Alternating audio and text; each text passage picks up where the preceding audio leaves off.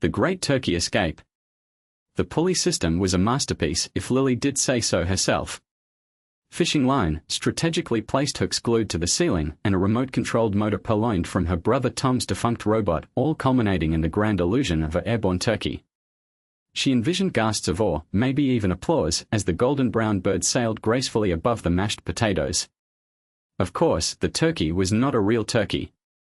That would be wasteful and also heavy. Instead, she had painstakingly crafted a papier-mâché replica, painted to glistening perfection and stuffed with newspaper. It was lighter, easier to manage, and, in her opinion, significantly funnier. The family was already seated at the long, oak table. Aunt Mildred was droning on about her prize-winning zucchini, Dad was attempting to mediate a political argument between Grandpa and Uncle Barry, and Mom was making frantic last-minute adjustments to the gravy. Perfect. The stage was set. Lily pressed the button on the remote.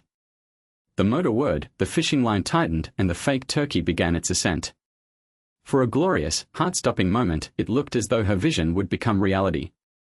Then, disaster struck. The hook securing the line above Aunt Mildred's head gave way. The turkey swung wildly, a pendulum of papier-mâché doom, before colliding with Aunt Mildred's meticulously coiffed hair. Gravy boats wobbled, cranberry sauce spluttered, and Aunt Mildred shrieked as the newspaper innards of the turkey rained down upon her. The political argument screeched to a halt. Dad choked on his water. Mum dropped the gravy ladle, the clatter echoing in the suddenly silent room. Lily Thompson. Mum's voice was dangerously low. Lily, mortified but still clinging to a sliver of hope that someone would appreciate the sheer audacity of her prank, managed a weak smile. Happy Thanksgiving. The smile didn't last.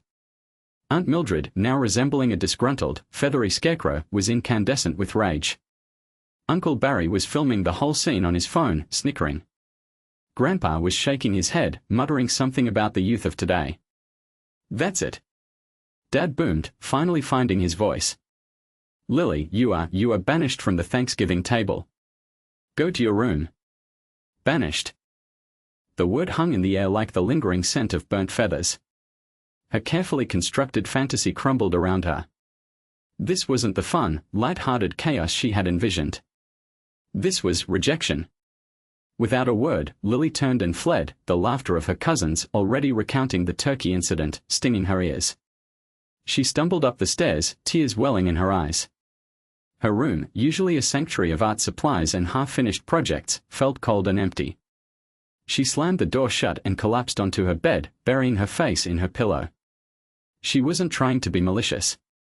She just wanted to liven things up, to inject some fun into the predictable monotony of Thanksgiving. Why did everyone always take her so seriously? She peeked out the window. The sky was a bruised purple, mirroring the storm brewing inside her. The scent of roasting turkey, now a cruel reminder of her exile, drifted up from downstairs. She imagined her family gathered around the table, sharing stories and laughter, completely oblivious to the solitary figure upstairs, nursing a wounded heart.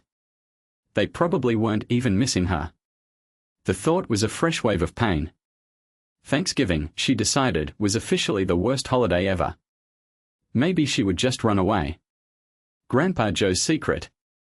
Lily burrowed deeper under the mountain of stuffed animals, the fluffy fur doing little to soothe the sting of humiliation. The Thanksgiving gravy incident replayed in her head, the perfectly timed catapult, the unfortunate trajectory, Aunt Carol's horrified shriek as the brown sludge landed squarely on her new dress. Banned from the dinner table. The words echoed like a death knell to her holiday spirit. A soft knock barely registered amidst the self-pity party. The door creaked open, revealing Grandpa Joe, his silhouette framed by the hallway light. He shuffled in, his worn slippers whispering against the wooden floor. The scent of his pipe tobacco, usually comforting, now felt like a reminder of happier times. He perched gently on the edge of the bed, the springs groaning in protest. Rough day, squirt. Lily mumbled something unintelligible into the plush belly of a giant panda. Sometimes, Grandpa Joe said, his voice a low rumble, our best inventions, well, they don't always go according to plan. Remember that self-buttering toast contraption? Exploded all over the kitchen ceiling, if I recall. Lily peeked out from behind the panda. A faint smile tugged at the corner of her lips. That was a disaster. Indeed. But a learning experience, wouldn't you say? Now, about this gravy, he paused, his eyes twinkling in the dim light. I understand you might be feeling a tad ostracized. He reached into his pocket and pulled out a small, intricately carved wooden bird. It wasn't new. Lily remembered seeing it on his workbench for years. Been fiddling with this for a while now, he said, turning it over in his hands. Almost finished. Well, let's just say it has a special surprise inside. A little something I've been working on for you. Lily sat up, intrigued. For me? What kind of surprise? Grandpa Joe tapped the side of his nose. Patience, my dear. All will be revealed in due time. Let's just say it might have something to do with making amends. Or, perhaps, righting a wrong. He winked. Think of it as my own little catapult. Aimed at reconciliation. He placed the bird on her nightstand. Keep it safe. And remember, Lily Pad, you have a gift. A spark. Don't let a little gravy extinguish it. And don't worry too much about dinner. There are other ways to be present. He squeezed her hand, his touch warm and reassuring. As he stood to leave, he added, almost as an afterthought, and about that, thing. You might find it interesting. It's not all what it seems, you know. There's always a secret ingredient. With that, he was gone, leaving Lily alone with the wooden bird and a flicker of hope that had been absent just moments before. Had he somehow known how deeply she felt? Was there a way out of this mess? She picked up the bird, its smooth wood a comfort in her hand. Grandpa Joe always had a way of seeing things others didn't. Maybe, just maybe, he had a plan. And maybe, just maybe, this Thanksgiving wouldn't be a complete disaster after all. Thanksgiving in solitude. The aroma of roasting turkey, sage stuffing, and simmering cranberry sauce infiltrated every corner of the house, even seeping under the crack beneath Lily's bedroom door. It was Thanksgiving morning, and the smells were a cruel reminder of what she was missing. Usually, she'd be elbow-deep in flour, helping Grandma with the pie crust, which really meant sneaking bites of the sugary dough.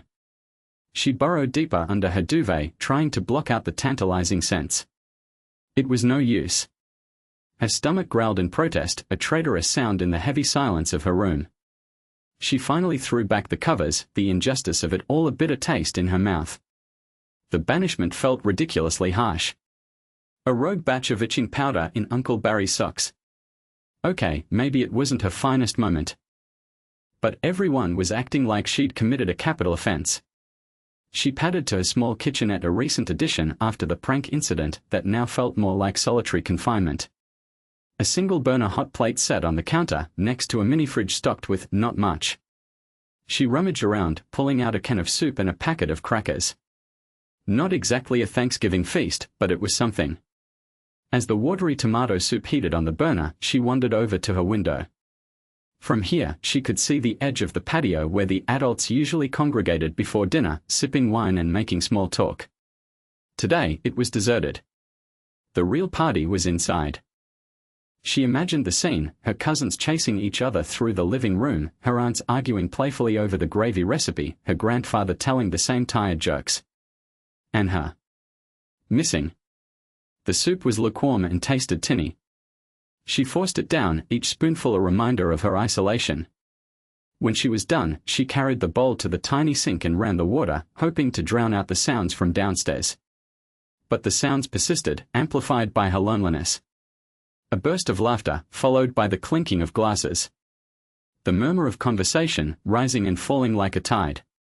And then, the unmistakable sound of her mother's voice, warm and melodic, saying something she couldn't quite make out, but knew was probably about the cranberry sauce. Lily pressed her forehead against the cool glass of the window, a single tear tracing a path down her cheek. The scent of Thanksgiving dinner, once a source of joy, now felt like a suffocating blanket. This was definitely the worst Thanksgiving ever. She just hoped it wouldn't be the last. The reading of the will. The aroma of roast chicken still hung faintly in the air, mingling with the sharper scent of anticipation. The Thompson family, minus yours truly, were gathered in the living room, a room usually reserved for holidays and uncomfortable silences. Tonight, the silence was thick with unspoken hopes. Aunt Mildred nervously adjusted the pearls around her neck, their cool, smooth surfaces a counterpoint to her clammy palms. Uncle Roger, ever the pragmatist, tapped his foot impatiently, his gaze fixed on the grandfather clock ticking ominously in the corner.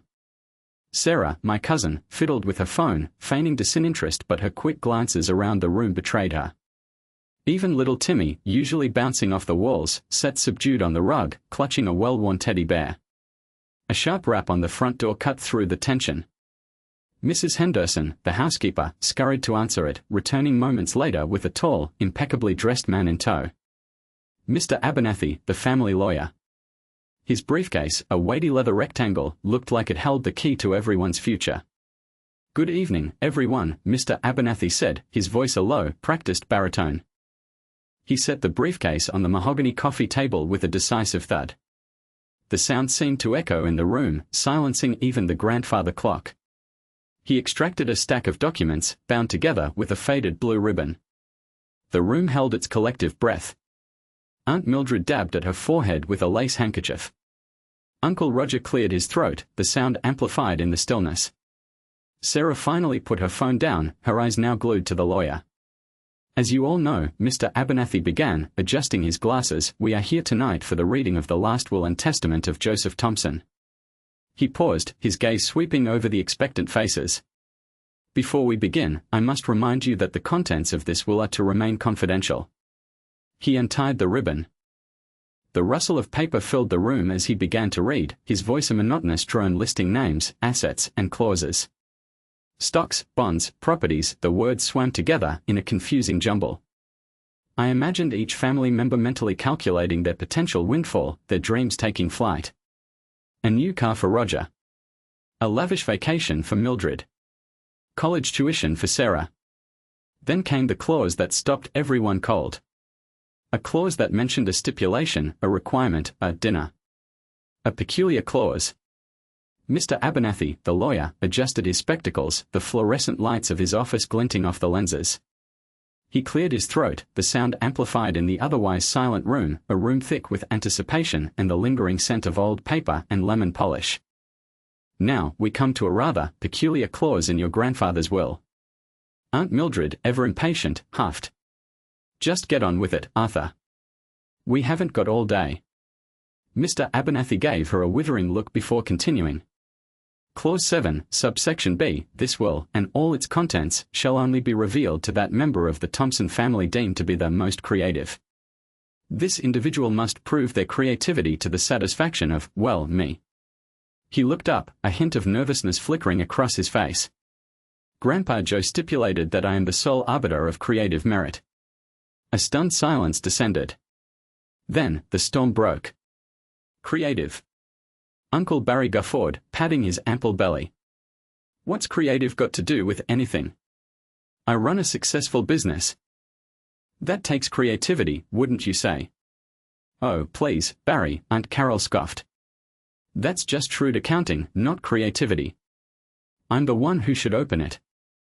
My needlepoint tapestries have won awards, you know." "Awards from the county fair, Carol," Uncle David interjected, rolling his eyes. "Hardly the pinnacle of artistic achievement. I, on the other hand, have been writing my memoirs for years. That requires a certain flair." The room erupted into a cacophony of self-proclaimed artistic genius. Each Thompson sibling, and their respective spouses, launched into a detailed and often exaggerated account of their creative endeavors. Lily, perched on a worn velvet chair in the corner, felt a familiar wave of shame wash over her. She hadn't dared to join the fray. She remembered Grandpa Joe's words, whispered during their secret fishing trips down at the creek, "You see the world differently, Lily Pad. You got a spark, a way of making the ordinary extraordinary."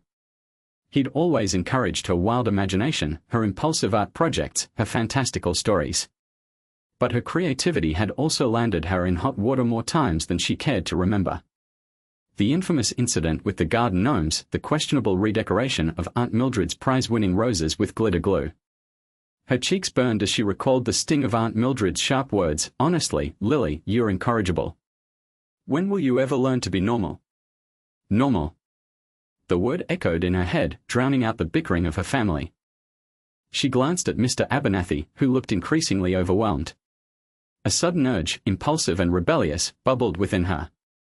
Maybe, just maybe, Grandpa Joe had known what he was doing. Lily's interruption. The hallway carpet felt scratchy under Lily's bare feet. Each creak of the floorboards echoed the frantic thump-thump-thump of her heart. She pressed her ear against the living room door, the muffled rumble of adult voices a discouraging barrier. A particularly sharp, almost accusatory tone that she recognized as Aunt Carol's made her flinch. She nearly retreated. Grandpa Joe, she remembered, would always say, "A little sprinkle of mischief keeps life interesting, Lily Pad." But this wasn't mischief. This was important. This was about Grandpa Joe's last wish and the suffocating tension that had settled over the house like a damp shroud. Taking a deep breath that smelled faintly of burnt roast and simmering resentment, she gripped the tarnished brass doorknob. It was cold and slick beneath her sweaty palm. Hesitation warred with a fierce loyalty to the memory of Grandpa Joe, a memory that whispered of laughter, silly songs, and a shared love for hidden treasure. He'd always believed in her, even when her elaborate pranks ended in spectacular, glitter-bombed failures. She swung the door open. The room fell silent. All eyes, each a different shade of disbelief and barely concealed animosity, swiveled towards her. Uncle David, red-faced and mid-sentence, sputtered to a halt. Aunt Carol's perfectly sculpted eyebrows shot up towards her hairline. Even normally stoic Uncle Mark looked surprised, his usual poker face momentarily cracked. Lily stood framed in the doorway, the hallway light casting long, dramatic shadows around her. She felt a tremor run through her, but she straightened her spine and lifted her chin. "I know how to unlock the will," she announced, her voice surprisingly steady, despite the internal earthquake. A stunned silence hung in the air, thick enough to choke on. The only sound was the rhythmic ticking of the grandfather clock in the hall, each tick a hammer blow against the fragile composure of the room. Then, Aunt Carol let out a short, brittle laugh. "Oh, really, Lily? And what brilliant plan have you concocted now? Did you find a secret code hidden in the gravy boat?" "Carol," Uncle Mark cautioned, but his voice lacked conviction. Lily ignored her aunt's sarcasm, focusing instead on the image of Grandpa Joe's twinkling eyes. "It's not a plan. It's a memory. Something Grandpa Joe showed me a long time ago. And I think it's the key." She fidgeted with the hem of her t-shirt, the bravado starting to crumble around the edges. Uncle David leaned forward, his expression shifting from anger to something resembling curiosity. "What are you talking about, Lily? What memory?" The weight of all their gazes pressed down on her. She wanted to run, to disappear back into the safety of her room. But Grandpa Joe wouldn't have run. He would have faced the music, even if it was off-key and terribly loud. "He showed me a hiding place," she stammered, her voice barely a whisper. "A place where he kept his special things. And I think the answer is there. The puzzle box." Lily bounced back into the room, her cheeks flushed a healthy pink from the crisp autumn air. She cradled something in her arms, wrapped in a faded velvet cloth. It looked precious, fragile. "Tardier," she announced, carefully placing the object on the mahogany table. With a flourish, she unwrapped it, revealing a puzzle box. It wasn't just any puzzle box, this one was a masterpiece. Crafted from a dark, richly grained wood that smelled faintly of cedar and beeswax, it was covered in intricate carvings. Tiny gears, whimsical animals, and swirling geometric patterns danced across its surface. There were no visible hinges, no obvious openings. "Grandpa Joe made it," Lily said, a soft reverence in her voice. "He said it was just for me. He called it Lily's Labyrinth. A labyrinth indeed. My fingers itched to touch it, to trace the delicate carvings. He never showed it to me," I said, a pang of something that felt a lot like jealousy twisting in my gut. Lily's smile faltered slightly. "He was saving it," she explained. "He said I had to be ready." "Ready for what?" I wondered, but held my tongue. Lily was already fiddling with the box, her brow furrowed in concentration. She ran her fingers along a series of tiny, almost imperceptible indentations on one side. "He left clues," she murmured, more to herself than to me. "Hidden ones." She pressed lightly on a carving of a tiny owl, and a barely audible click resonated from within the box. My breath caught in my throat. "What was that?" "Progress," Lily said, her eyes gleaming with excitement. She rotated a small gear near the base of the box. He said the owl always knows which way the wind blows and the wind always turns the wheel. She continued to manipulate the box with a delicate touch, following a sequence of actions only she seemed to understand. Pressing, turning, sliding. Each movement was accompanied by a soft click, a whirring sound, or the almost imperceptible shifting of internal mechanisms. The air crackled with anticipation. I felt a strange mix of awe and frustration. This was a side of Grandpa Joe I hadn't known existed, a world of intricate puzzles and secret messages. And Lily, it seemed, held the key. After several minutes of intense concentration, Lily pressed down on a carving of a rose, its petals rendered with astonishing detail. This time, the click was louder, more definitive. A small section of the box slid open, revealing a tiny compartment. Inside, nestled on a bed of crimson velvet, was a single, folded piece of parchment. Lily carefully unfolded it. Her eyes widened as she read. "He actually did it," she whispered, her voice filled with disbelief. She looked up at me, her expression a mixture of excitement and apprehension. "He left another clue." Grandpa Joe's message. The final piece, a tiny wooden gear shaped like a sunflower, clicked into place. Lily held her breath, her fingers trembling. This puzzle box, a maddening labyrinth of cogs and levers Grandpa Joe had built years ago, was the key. She'd spent weeks, fueled by stale cookies and lukewarm coffee, trying to solve it. Now, with a soft thunk, a hidden panel sprung open. Inside, nestled on a bed of faded velvet, lay a USB drive. It was plain, silver, and utterly unremarkable, except for the tiny engraving of a winking smiley face, Grandpa Joe's signature. Her heart hammered against her ribs. This was it. Lily raced to a laptop, her clumsy fingers fumbling with the port. She slid the drive in. A folder popped up, Joe's last hurrah. With a hesitant click, she opened it. Inside was a single video file, labeled "For Lily, with love." She double-clicked.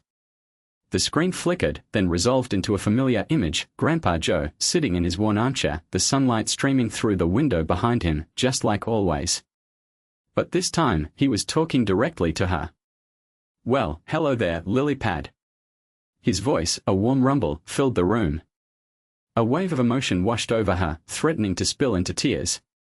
She blinked them back. "If you're seeing this, you finally cracked the code. I always knew you could. You've got that spark, that creative fire, just like your old grandpa." He chuckled, a sound that vibrated in her chest.